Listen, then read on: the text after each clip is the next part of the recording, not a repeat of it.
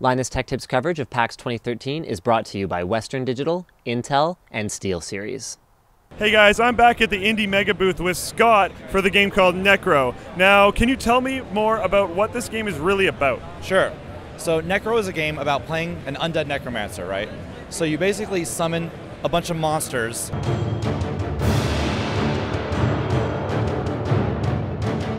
And then go raid innocent villages. And utterly destroy them. So basically it's the best premise for a game ever. Right. I noticed, I watched the trailer on the Indie Mega booth trailer. That's kind of an interesting thing to say, but that's exactly what I did. Trailer, right. Yeah. And what it reminded me a lot of was when I was a kid and played Warcraft 3, I know that's kind of weird, but when I was a kid and played Warcraft 3, when you turn as Arthas, one of the first missions you have is you get this huge army and then you just wreck a town. Yeah. And that's really what this reminded me of. Is where did you get inspiration from?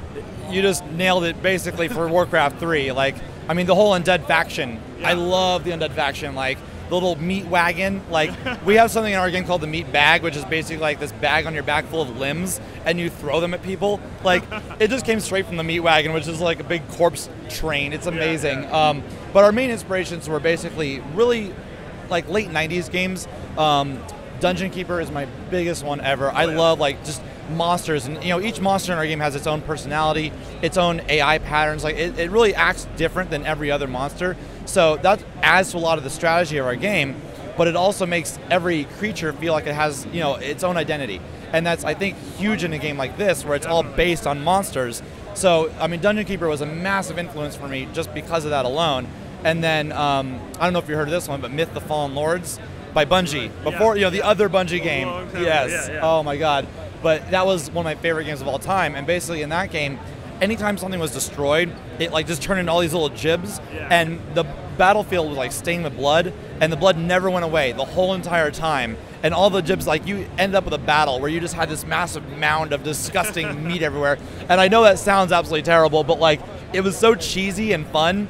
I loved it. So I mean, those are my main influences: Warcraft 3, Dungeon Keeper, Myth, a lot of games from the late 90s. I just absolutely loved. That's awesome. Late 90s games. Nothing wrong with that. Now, one more thing to ask is, you are the bad character in this game, but as a bad character, you can still be a protagonist. What is the antagonist in this game? There is an evil king. So basically when I say evil, it's relative, because everything in our game is evil, right? Okay. Everything is dark. The world is completely corrupt. But you used to work for this evil king, right? And essentially, he was very arrogant and wanted to live forever. So you were this, badass alchemist. You make him a vial that will make him live forever. But in order to do so, it has a curse that you have to first die. So he hated that, sentenced you to death, and basically he throws the vial on your dead corpse and brings you back to life. So now this super corrupted king is out there, and you're trapped in this world of not living and not dead. So the only way to bring yourself to the land of the dead is to exact revenge on this super evil king. Right. So you go do horrible stuff to a guy that's done horrible stuff to you. So it's just like this super epic battle of revenge on both parts. Right. That's cool. Now, one more question. What is your personal favorite part about this game? I absolutely love just the creature interactions. It is a action game, it's a strategy game, it's a tactical game.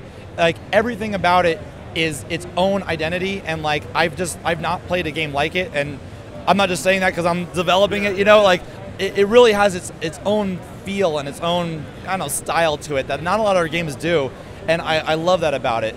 So I think it's basically that it covers so much ground. The minions interact with you in a different way than in any other game, and you're just able to do things in this game that you can't do in other games. I love that.